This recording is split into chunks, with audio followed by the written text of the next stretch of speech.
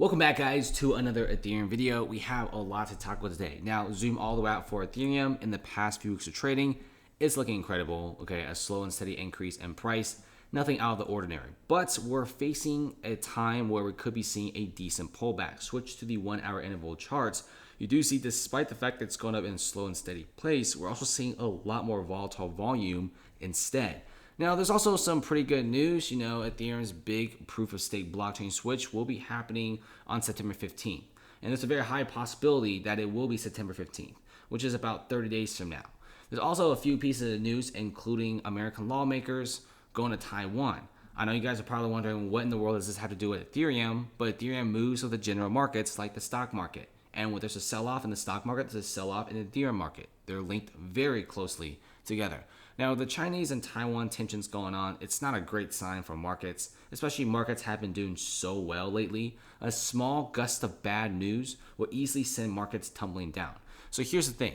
If escalation continue and when futures open up on 6 p.m. Eastern time, we could be seeing small pullback down to 1860, maybe in prices of 1740, and afterwards a slow and steady increase back up. In fact, I think a small pullback isn't really that bad, and it's absolutely necessary. It's very similar to what happened around late July. You had a pretty good pump. You have a big pullback here, which is what we should be expecting, and then a massive V-shaped recovery, which is what I drew over here. And afterwards, a slow and steady volatile crawl up to another price like $2,500 or even $3,000. Will Ethereum prices crash a lot? Most likely not. With the US economy doing so well and inflation under control, a lot of players are actually on the Ethereum market. You're also seeing BlackRock trying to bring institutional traders into the world of Ethereum.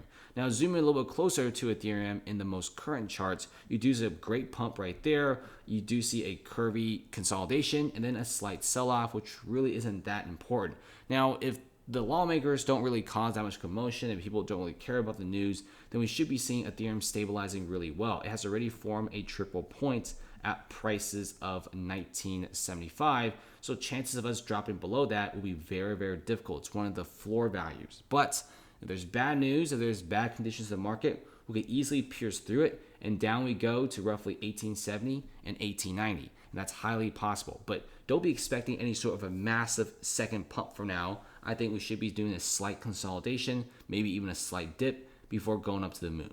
Thanks for watching, guys. See you later.